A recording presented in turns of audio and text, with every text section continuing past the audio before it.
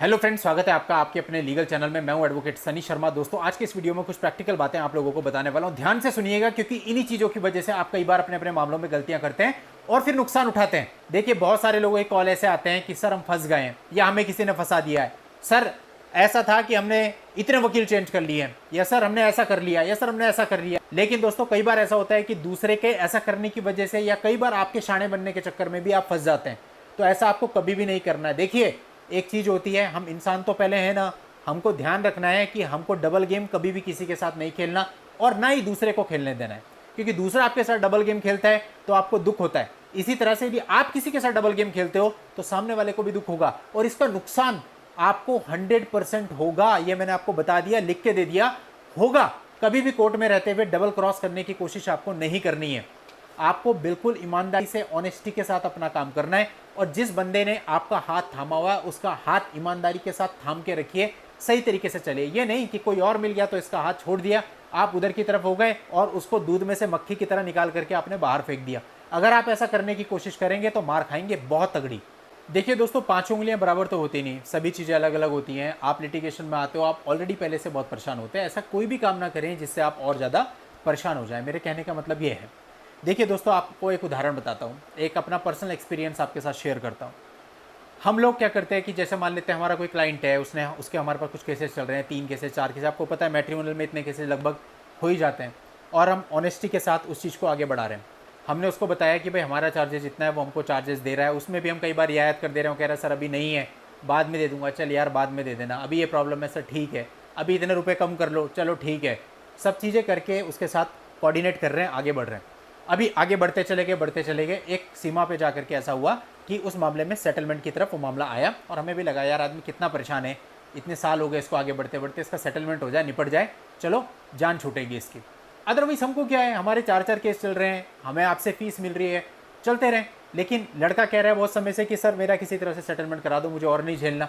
ठीक है, उधर से दूसरी पार्टी भी सेटलमेंट को तैयार है, तो हमको क्या दिक्कत है कि चलो ठीक है, आपका एक रीजनेबल अमाउंट में जितना आप चाहते थे उतने में सेटलमेंट बन रहा है, तो क्या दिक्कत है। अब दोस्तों, यहाँ पे मैं आपको बताऊँ अपना अनुभव क्या रहा मेरा। जहाँ सेटलमेंट की बात हुई, क्लाइंट ने सोचा भाई अब तो मेरा सेटलमेंट हो रहा है, अब मुझे वकील साहब की क्या जरूरत। बंदा दूसरी पार्टी से जाकर के मिलता है, बात करता है, कहता है ऐसा सेटलमेंट तो हो ही रहा है, हम दोनों आपस में सेटलमेंट कर लेते हैं, वकील का क्या है, वकील तो तेरा भी पैसा खाएगा, मेरा वकील भी पैसा खाएगा, हटाओ इन्हें। अब आप बताइए दोस्तों, कैसा फील हुआ होगा जब आप किसी को, आप पीछे से स्टैंड कर रहे हो 2 से 2.5 साल से, उसकी हर एक प्रॉब्लम में उसके साथ खड़े हो और आज तक उसको कभी डाउन होने नहीं दिया, आज तक कभी 1 रुपये अपनी फीस के अलावा एक्स्ट्रा नहीं लिया, आज तक कभी परेशान नहीं किया, आज तक किसी भी चीज़ की तकलीफ नहीं होने दी, और आखिर में आके जब बंदे को लगता है मैं तो इससे निकल गया, वो जाके दूसरी पार्टी से मिलकर इस प्रकार की हरकत करता है, इस प्रकार का इल्जाम आपके ऊपर लगा देता है। सिर्फ एक ही बात कहना चाहूँगा, देखो अपना किया भुगतना पड़ता है। जो आप करेंगे, ज़्यादा 1.5 शाणे बनेंगे तो दिक्कत आपको होनी है। तो ये बहुत ही चीप हरकतें होती हैं दोस्तों, इस तरह की चीज़ें नहीं करनी चाहिए।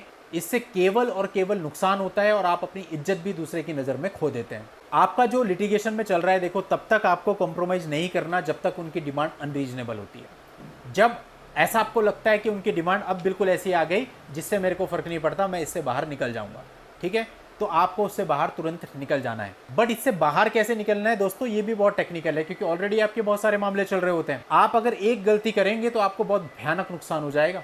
ऐसा भी हो सकता है कि आपके पैसे भी चले जाएं और आपका केस भी फंसा रह जाए। ऐसा भी हो सकता है कि लड़की आपसे फर्स्ट मोशन पे पैसा ले ले, सेकेंड मोशन पे साइन करने से मना कर दे। ऐसा भी हो सकता है कि सब कुछ होने के बाद फिर आपके ऊपर एक और केस हो जाए। ऐसा भी हो सकता है कि कुछ पैसे लेने के बाद वो अपनी डिमांड बढ़ा दे, कुछ भी हो सकता है। तो आपको बहुत ही सावधानी से आगे बढ़ना है और आखिर तक अपने लिटिगेशन को, यानी जो आपके लीगल पहलू हैं, उनको नहीं छोड़ना। मैंने देखा है अधिकतर लोगों के साथ ऐसा होता है कि सेटलमेंट होता है तो उन्हें लगता है बस सब कुछ निपट रहा है, अब तो किसी भी चीज़ की ज़रूरत नहीं है, और फटाफट दौड़ लगाना चाहते हैं बहुत तेज़ी के साथ। मुंह के बल गिरता है आदमी, ध्यान रखना इस बात का। कभी भी ऐसी गलती मत करना। सेटलमेंट करना है बिल्कुल करो, शौक से करो, सारी चीज़ों को निपटाओ, लेकिन बहुत ही सावधानी के साथ, क्योंकि रास्ता इतना आसान नहीं है। आज से 3 साल 4 साल से आप जिसके साथ लड़ रहे थे, आपको लगता है कि आप उससे बात करेंगे तो वो आपके फेवर में जाएगा, आपके सामने दिखा देगा, लेकिन आपके पीछे से ऐसा डंक मारेगा कि आप जिंदगी भर भूल नहीं पाओगे। तो कभी भी ये गलती मत करना। अपने अपोजिशन को अपना हमदर्द समझने की गलती जिस दिन कर दोगे, उस दिन बहुत तगड़ा नुकसान आप उठा लोगे। दोस्तों, इस वीडियो को बनाने का मकसद सिर्फ यह है कि बहुत सारे लोग ये गलती करते हैं उस समय पे जब सेटलमेंट हो रहा होता है, रीजनेबल अमाउंट में हो रहा है, तो सामने वाले को लगता है मीठी खीर पड़ी है, खा लो फटाफट। लेकिन याद रखना वो खीर सूर्यवंशम वाली खीर भी हो सकती है। सतर्क रहें, सावधान रहें। आज की इस वीडियो में इतना ही। नेक्स्ट वीडियो में नई जानकारी के साथ मैं आपसे फिर मिलता हूं। तब तक के लिए goodbye and thank you for watching. Take care.